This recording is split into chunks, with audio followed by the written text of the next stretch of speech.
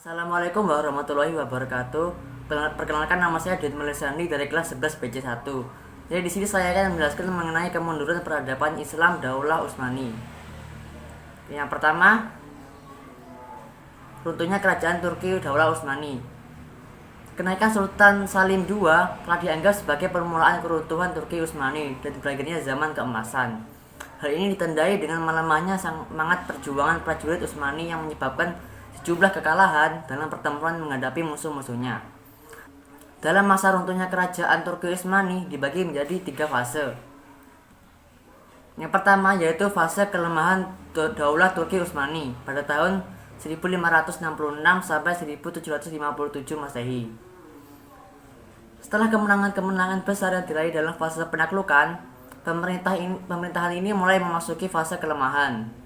Hal ini disebabkan oleh faktor-faktor penting seperti kemerosotan moral divisi kavaleri, banyak penguasa dari jajaran khalifah tenggelam dalam kemewahan, mulai jelinya organisasi pemerintahan, dan munculnya bibit-bibit paham nasionalisme yang dihembuskan Barat kepada bangsa selain Turki. Kemudian yang kedua, fase kemunduran Daulah Turki Utsmani pada tahun 1757 sampai 1923 Masehi.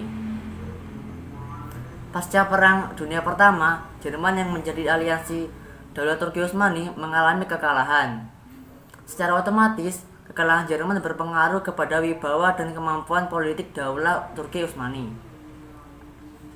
Fase kemunduran ini berujung pada keruntuhan Daulah Utsmaniyah, diwarnai dengan pemberontakan dan pergolakan di daerah-daerah Asia Tengah dan daerah lainnya. Runtuhnya kerajaan Turki Utsmani dalam fase ini disebabkan oleh beberapa faktor penting, yaitu yang pertama, wilayah yang sangat luas tanpa kontrol yang baik. Yang kedua, heterogenitas penduduk. Yang ketiga, kelemahan karakter penguasa. Yang keempat, budaya korupsi. Yang kelima, merosotnya pasar ekspor dan agrikultur. Dan yang keenam, terjadi stagnasi dalam lapangan ilmu pengetahuan. Kemudian yang ketiga, fase keruntuhan Turki Utsmani pasca Perang Dunia Pertama. Bangsa Turki Utsmani yang digelari The Segment of Europe oleh Barat tidak berhasrat lagi untuk memimpin peradaban.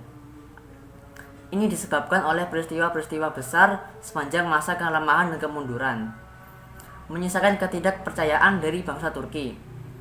Pada tahun 1924 Masehi, Khilafah Islamiyah dihapus, berganti dengan sistem republik. Ini menandai berakhirnya kekuasaan khalifah sebagai pemimpin politik umat saat itu. Dan adapun hal-hal yang melatar belakangi penghapusan khalifah, yaitu diantaranya bangsa Turki yang kocar-kacir akibat pemberontakan dan perlawanan Barat merasa bahwa tugas mengemban khilafah adalah tugas umat Islam di seluruh dunia dan bukan tanggung jawab Turki sendiri. Sehingga bangsa Turki lebih berupaya untuk menyelamatkan Istanbul dan Ankara alih-alih memikirkan belahan dunia lain. Kemudian, organisasi Turki Muda yang berkantor di Jenewa membentuk Partai Persatuan dan Pembangunan, secara tidak langsung mempengaruhi wibawa khalifah. Kemudian yang selanjutnya adalah berdirinya Partai Nasional Turki oleh Mustafa Kemal Pasha atau Kemal Atatürk pada tahun 1919 Masehi.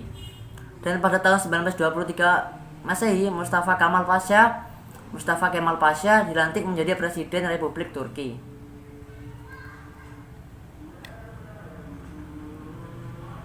Sekian yang dapat saya sampaikan. Apabila ada kesalahan, saya mohon maaf yang sebesar-besarnya. Wassalamualaikum warahmatullahi wabarakatuh.